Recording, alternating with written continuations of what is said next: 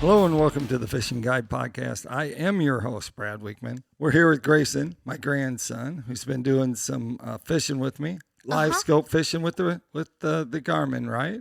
Seeing the fish on the graph. And then the other day we went and we pulled crankbaits, didn't we?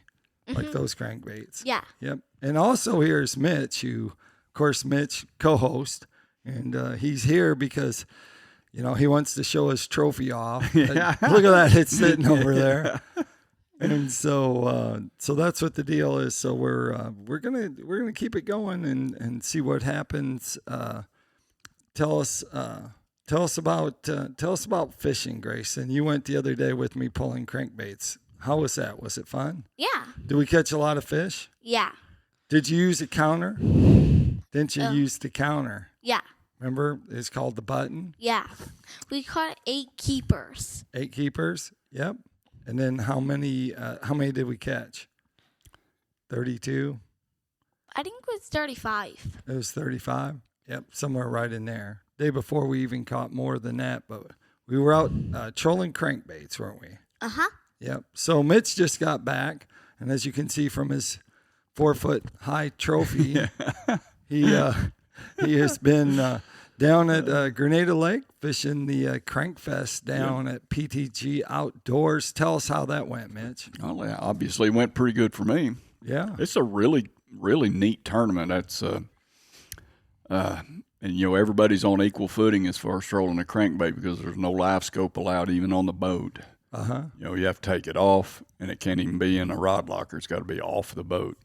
So everybody's using the regular equipment. Of course, now I fished with a couple of boys down there that know wherever dropping the ledge and stump in the lake is. Right. They don't really need a whole lot of depth assistance. So, I don't think there's much advantage to live scope when you're trolling because you're moving at a pace, and except for like the big advantage when you're on that high of a pressure to the lake with that many boats on it.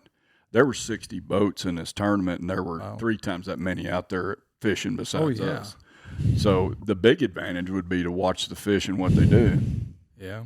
Because I know if you didn't have a planer board at least 75 feet off the boat, you wouldn't get bit. Right. So if you had a live scope and you could see a fish swim 100 foot out there, you'd know where to put your planer board. Yeah, but they're all moving that way. Yeah, but how far are they going to go? Yeah. Hopefully they go out to your farthest planer board. Well, true that. Yeah. Yeah. What color planer boards did we use the other day? Orange. Yep, they were orange, weren't they? Yep. So those were we used Church's planer boards the other day. We have offshore tackle. What were you using? We was using offshore. Yeah. So let's talk a little bit about the distance you were letting it back. So Grenada, tell them a little bit about Grenada. It's a different lake. It's a different beast than Beaver Lake. Grenada's basically a swamp. It's not anything like, it's 55,000 acres at Pool, and you could drain it and fill up Prairie Creek Cove. Okay. I mean, it's, probably the average depth out there is 12, 15 foot.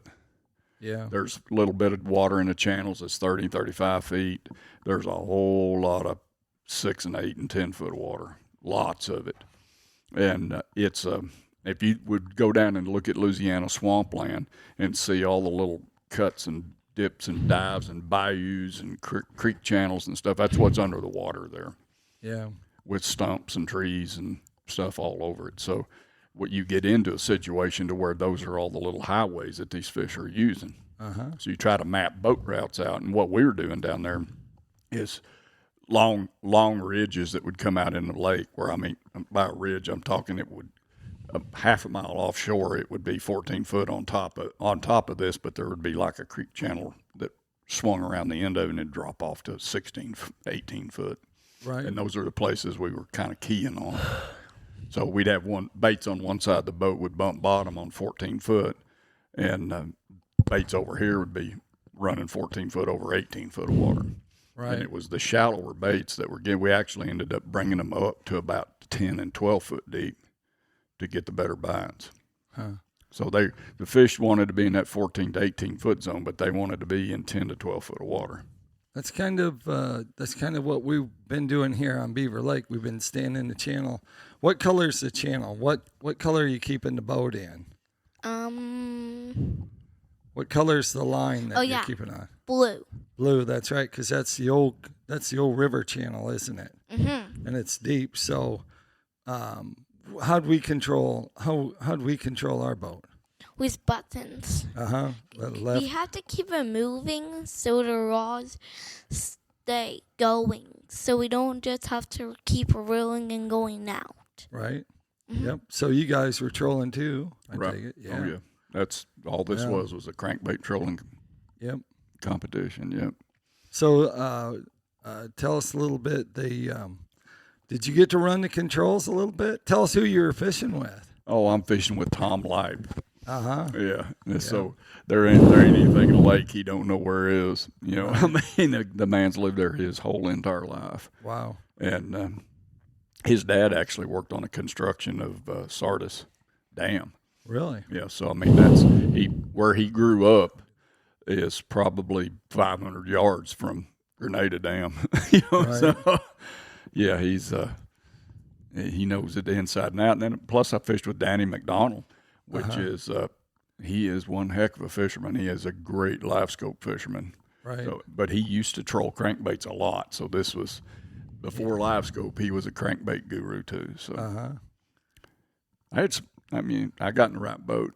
You got in the right boat? Yeah. It looks like you got in the right boat. Is this this trophy? You're going to have to share it with Tom and Danny, or did they just say, go put this at the PICO headquarters? No, both of them guys got so many of these trophies, they don't know what all of them even belong to. So, So what colors have been hot down there? I think you know one of the colors. Let's see that one. What color is that? Green and white. Yep. What's it called? The Christmas tree. Yep. This one we caught fish on, didn't we? Mm-hmm. But that's what they've been catching them too. Yep. And amazingly enough, I wasn't the only. I heard somebody else that was in the tournament because we had a pretty good MC this year. And he'd ask everybody to tell what they caught their fish on. Right. They'd have to even call a brand, but nobody else does a Wonder Bread. So, you know, nobody else does Blue Boogie and some of the other colors, right. You know. So when you hear your name called, it kind of makes you feel pretty good. So, yep. I know what that one's called. It's Wonder Bread. Wonder Bread. Yep. Yeah, Wonder I know Bread. some of the names.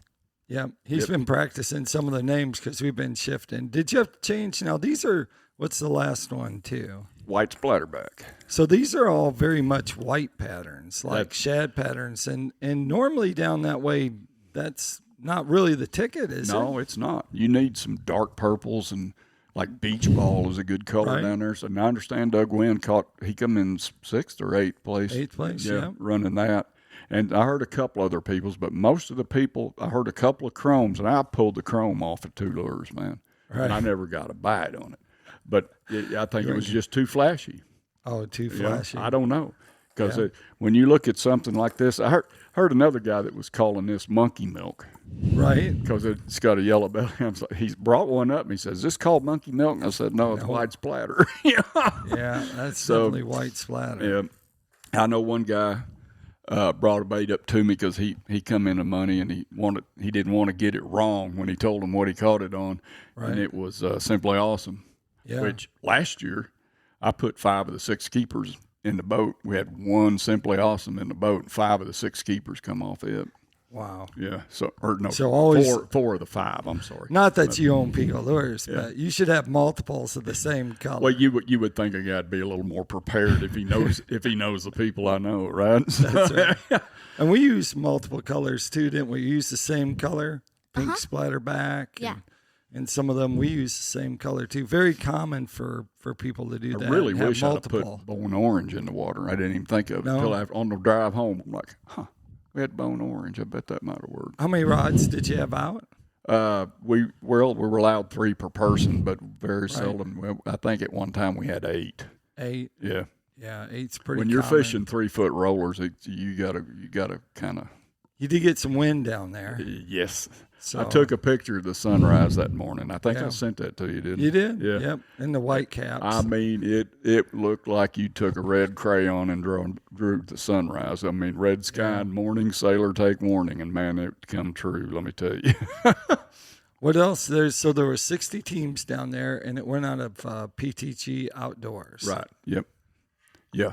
They got a real good facility there, man. I mean, they've got a big awning over the front of the building and everything, Right. all the way in under, drive the boats all the way around the building and everything. It's a really good facility, real well run tournament too. Right. And that's probably on its 6th year or somewhere This around was in 5th there. or 6th here. Yeah. I think 5th maybe. How many? And you said there was around 60 boats. That's pretty Yeah, good it's- for being June, the last week of June 29th in of June, yep. Mississippi. Did you have an umbrella or some kind of awning on your boat? Nope. No. We did not. We seen a Wow. guy that had an umbrella, and it Yeah. looked like it had gotten broken, and he looked like he was utilizing that to save his trolling motor batteries because it was basically a sail, and he made a pass down through all that timber and everything with that wind just blowing him like Blowing a him pirate down. ship down through there. Turned around, went back, did it again. So water clarity down there, you think that played a part in that or It's not? pretty much normal Grenada. You can Yeah. see a white bait maybe 18 inches. Right. If you're looking for it, foot for sure. Huh. You know, that's what makes that lake work. It's not because it's mud; it's fertility. Yeah. That dude is fertile. The way they manage that, you wouldn't think it'd have a fish in it Right. because they drain it down to what 6,000 acres. Yeah, some of the ramps aren't It- usable in the winter. No, you can't so- even fish it unless you got a john boat and want to drag it out to the water in the wintertime. And then they fill it all up all at one time. Yeah. And and you would think there'd be dead fish floating all over the banks, but I guess they've grown up that way. And I think what it does is it gathers all the bait fish into that channel, and they just sit down there like they're at the Sizzler, man. They're just Right. chomping down all winter long. I believe that. We actually seen there were big, huge clouds of shad down there, and I mean those shad down there are start about that big and get about that big, and stuff's busting them all the time. And if you run a bait through there, you'll catch a crappie. You'd think it might be, but I don't think there's any. And I've been fishing down there 10 or 12 years now, and I've caught one little bitty bass Right. in the whole time I've done it. Talking about colors, you got 42 different colors. Right. What's your favorite color? What do you think your favorite color is out of all of them? The Christmas tree one. Christmas. Well, that's because it catches fish. Yeah. But yeah, I can see that. That does tend to help one make his mind up. Now, it's hard to say that there's one favorite one, but isn't there some like colors that are popular in Kentucky Lake and Mississippi, and then up here in the Ozarks, a different color pattern? Yeah, but the thing with the color patterns is they change as we go through the seasons. Right.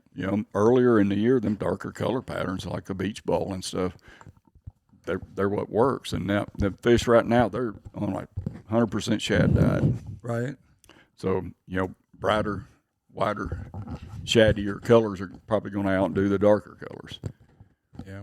Now, Friday morning down there, we had kind of a dark morning and stuff, and I run dark colors till I was blue in the face.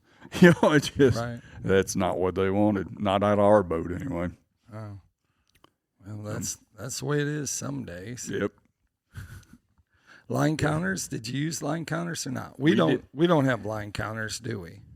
What are We line just counters? that's the number on the like a little dial that tells you how many feet you're out. You were just letting it out, right? Letting out the spool. Yeah, and I asked you when to tell me to stop.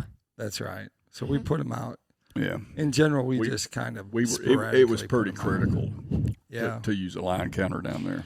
Papa Now, just counted. As the day goes on, this. As the day goes on, the shad come up, Yep. and the fish come with them, and there was a huge difference between 35 and 45 feet. So Plus, that's a huge difference in keeping you off the bottom. right. If you're trolling 14 foot of water, and you're going to lose crankbaits if you're out 45 foot, and you want it 35. They had some of that black gnarly stuff that's on the bottom there, like they have sometimes at Lake Washington. You get over in there. No, that grass, this thing no. you got to remember. This thing goes dry every year. Yeah, but still, something might grow. When you're It's hit, Mississippi. there's so- no rocks in Mississippi because Yeah. you're not going to find that. You're either going to hit an old cypress stump, a dead log, or mud. Right. And they do have mud there. They got lots of money. Yeah, boy. So, what else? What else do you know about fishing crankbaits that someone might want to know?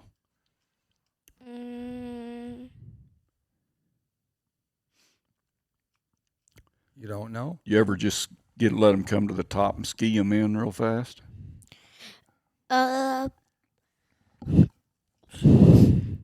When they pull back on those like those boards, when they planer pull boards. back, you know there's a fish on. Right. Yep. How about the ones that vibrate when you don't have a planer board on? Well, if it doesn't vibrate, there's a fish on. Yep. That was pretty much our theory right there. Yeah. They've actually been biting pretty good on Beaver Lake, but Yep. For numbers on the thing, so you're not going to get real bored. Did you catch numbers down there too, or no? Not at all. No. They just got done changing. I think we had 7 or 8 all day Saturday. So We had 4 total, and we fished till 1:30 on Friday. had they changed the length limit? I mean, not length limit, but the numbers. I think that's on there. Was I think that that's after 15th of July or something? Oh, all right. But they, So it didn't. it wasn't. affect It wasn't. That wasn't in effect because it's just a 5-fish tournament. right. So But I mean, 12-inch crappie, pretty big crappie.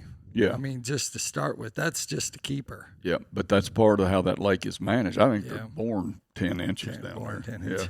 Yeah. They eat breakfast and dinner, and they're 12 inches long. 12-inch long fish down there aren't going to win you nothing. Yep. Well, that takes us to Tackle Time. Tackle Time sponsored by PICO Lures. Look at this. We're all PICO'd up. Yep. Where's your PICO? He's supposed to be wearing the sunglasses that are PICO. Oh, Oh, there you go. Yep. He's going to put on his So you PICO gotta be it's cool. kind of hard. Yeah, it's a You challenge. can handle it. They're cold. Well, it's that's better only, than being hot. It's July. It's hard to find anything cold. Wow, It's look pretty at you. good looking. Wow. Pretty good looking pair of You glasses. You there. look like one of those professional anglers right there.